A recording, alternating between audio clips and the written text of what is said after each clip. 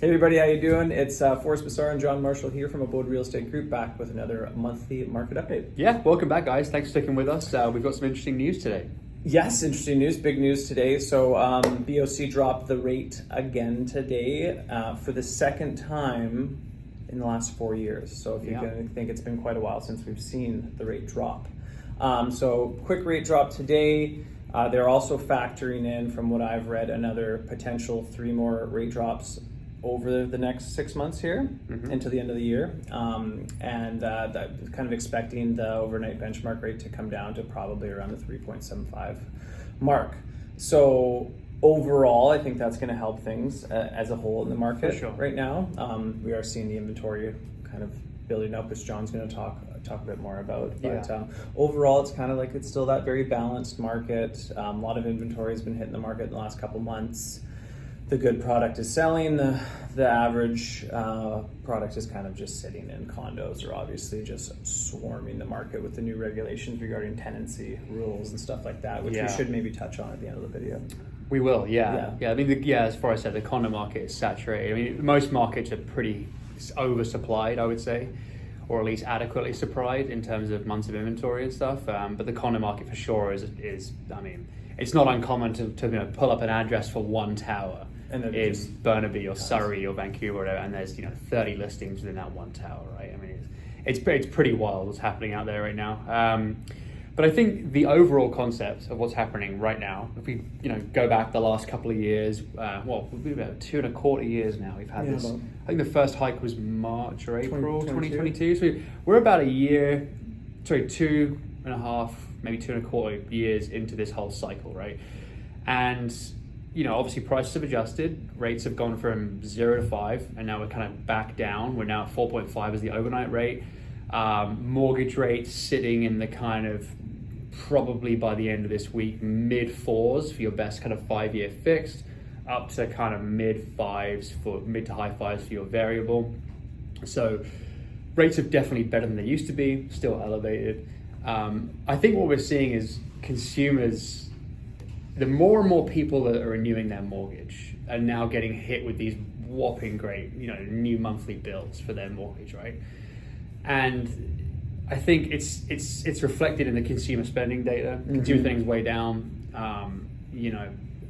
I would bet that almost all spending, like things like restaurants, clothes, furniture, kind of in a way like luxury spending, discretionary spending is way down.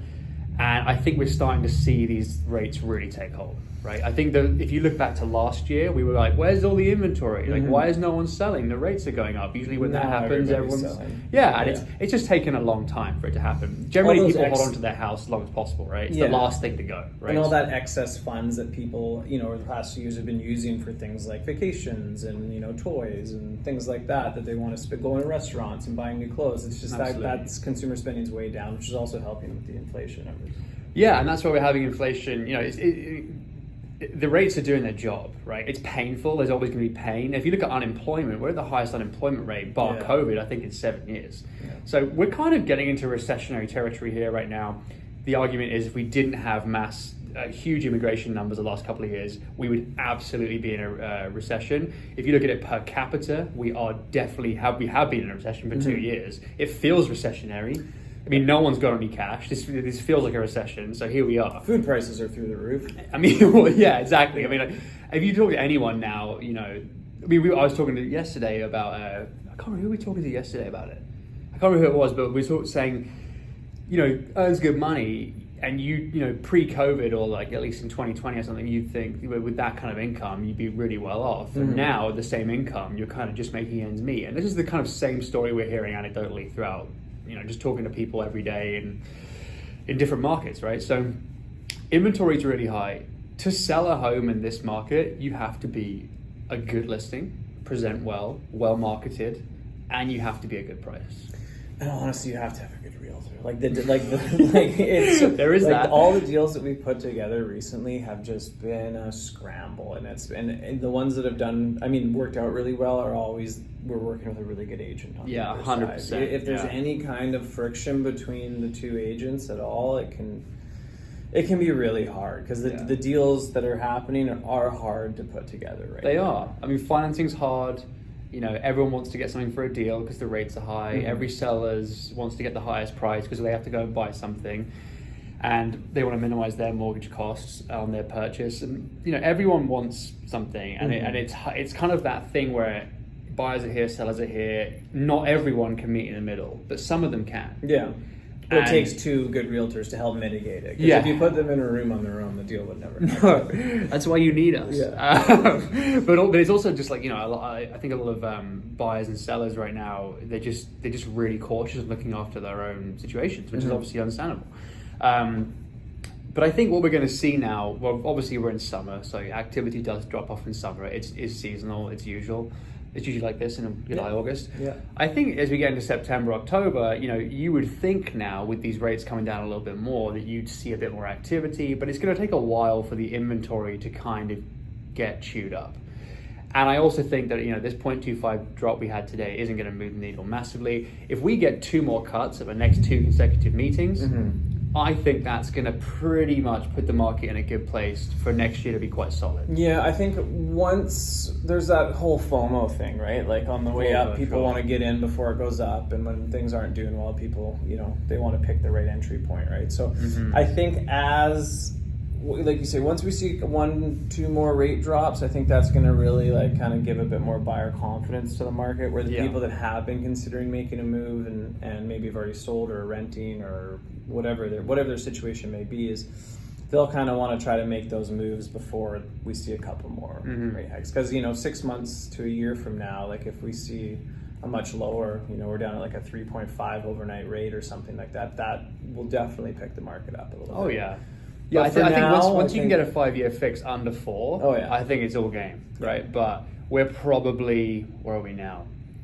We're probably about 3 cuts away from that, I think. So we could be there by the end of the year, it could be early next year, but I think the general consensus is these rate hikes from the last 2 years are now really taking effect. Inventory's up, spending's down, inflation has consistently been below 3 for a long time now, and unemployment's going up. So we're getting all these recessionary triggers, and that's why the Bank of Canada feels good to cut the rate. Yeah. And regarding housing and the inflation rate, like 1% of that is housing. Right? Exactly. Yeah. Good point. I don't really think that the housing market, if it kicks into gear a little bit, we start seeing a lot more transactions happening. I don't think that's going to affect the inflation rate very much. No, I don't think so. And I think yes. If you take 2.7% inflation, like 1% of that is shelter. We know rents peaked already. Rents, if anything, have softened a little bit or stayed flat. So it's kind of like if you reduce the rates, you're actually going to get a win because inflation should drop with that a little bit as well. And for me, I'm a big believer in like how things feel, because we talk to a lot of people, right? And you know, certain people saying things and like, this is how I'm feeling, this is what I'm earning, and this is what I'm feeling like I'm getting behind and blah blah blah. No one out there is feeling like they're safe to go and splurge. Everyone's being conservative with their money. People are planning for a rainy day, I feel like, and I think it's we're at a point now where this is going to kind of be the mantra for the next 6 months to a year, and hopefully after that we can kind of pull ourselves out of this with low inflation, lower rates, and kind of go back to a more normal life financially. And I briefly touched on it at the beginning of the video, but we saw some big changes to the tenancy rules. Yeah, you go that? Yeah. So in a nutshell, you know, if you were going to ask a tenant to leave a property previously, it was 2 months notice, right? So if you'd sold your property and a new buyer was moving in, you have to give 2 months notice and a month's rent, and they're out. So now they've changed that to 4 months. So the last time any of you have gone to get a mortgage, generally you know that they only really hold your rate for 90 days, right? So this is pretty new. We don't really know how it's going to affect things. I definitely think it's going to affect the condo market big time. I think a lot of investors are going to be pulling out of BC and going to other provinces. Which we're already seeing. Yeah. But it just creates a massive headache. It's going to be hard for first-time buyers to hold a rate if they wanted to buy a condo that's tenanted. So, you know, if there's 5 listings that are tenanted and 5 listings that are owner-occupied, those owner occupied listings are going first. Yeah, and also, I mean, it's good to mention as well. Like, so if we sold a place now, what's the date today? July 24th. Yes. So if we sold a place now and the subject removal was, say, August the 2nd, it's pretty standard, right? So you'd have to give notice in August, right? Yeah. And your possession date I think it's would be January 1st. Yeah, so like that's crazy. So we've almost skipped an entire season and gone into the winter, and it's like, so it also affects things like how our bench appraisal is going to work, like if the market can go up or down in that amount of time. It's election pandering. It's like it just doesn't make a lot of sense for it doesn't reflect how the resale market works. Like it's almost not solving a problem. Like no tenant's ever been, well, I've been given 2 months notice plus, or 2.5 or 3 months, depending on where they're served notice within the month. I've been given 2 to 3 months notice. It's just simply not enough time to find a new place. If you go and look for a place 2 or 3 months out, every place you're looking at will be for rent within a month away, right? So it's like most of them wait until the last month to start looking for a new place anyway. The only situation I can see it helping the tenant is if they want to relocate to a whole new city or area or something. That's I rare. think it's just going to make it harder on the tenants in a way too. Like, they've got to sit around and wait. But I guess they can move early and stuff. But I think it's going to cause a lot more problems. I don't really think it's solving any problems. There's a lot more transparency that they're trying to do with a reporting portal. I'm all for this. I'm all for the reporting portal, but there are some things in it that it seems like a bit of an overreach. There's a lot of personalized information that needs to be shared from the sellers and contract details, and it definitely needs to be dissected a little bit. So to go into that, if you guys aren't aware of that, what that is basically the provincial government's created this portal where before it was like if you sold or if you wanted to evict a tenant because you had a house with a basement suite, right? Typical example, and then you decided, actually we kind of need this suite now. The kids are getting older. We need the extra rec room. We need the space, and they kind of want to have their own space. So we're going to actually serve notice to our tenants to leave. There's a 3 months rent, there's 2 months notice, and then we'll take over our own house, right? Now you'd have to give 4 months, 3 months rent, which may potentially go up to 2 if they have their way, but it's not guaranteed yet. And like it would work out that way. But what happened before is people were just saying that and then getting a new tenant in at a new market rate. So there was a lot of dodgy evictions happening, and obviously it's very bad, right? It's against the law.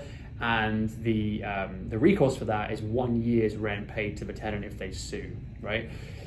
And it happens. It happened a lot, right? So this is a way of tracking that. So the names of the new tenants have to go in and everything, and the governments, I guess, have some kind of oversight on this.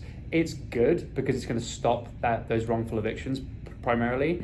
But again, it's just the BC government kind of swooping in with an idea without consulting the bodies that they should be consulting, like the real estate industry, the mortgage industry, and everything else. So there's a lot of quirks with this that we're not super happy about, although the intentions, I guess, are good. The intentions are great. I like the idea of it. It's the execution and how it was just kind of like, here you go, this is what we do now, and there's a lot of issues that could arise from it. But we're going to kind of look into that more. I think there'll be some changes to it. So as things get updated with that and the portal gets updated, we'll kind of keep you guys in the loop.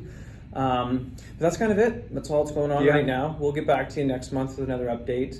We'll see if this little rate adjustment here spurs any activity, although I don't think it will really do much. Well, it's summer, right? I mean, really, let's be honest, people aren't really considering a move unless they have to right now. But I mean, at the same time though, I mean, like if you are a buyer that's kind of looking for a nice time to get a deal, I mean, honestly, deals out there. Probably right now is a good time. And for sellers, it's just it's a marathon, not a sprint. But that's just how it is right now. And the next rate announcement we have is going to be early September. So I think we'll probably do the next video then on that rate announcement. Hopefully we'll have another cut. It depends on the numbers. But if you guys have any questions between now and then, feel free to reach out. We'd love to help, and we'll update you then. Bye for now. Thanks so much, guys. Bye.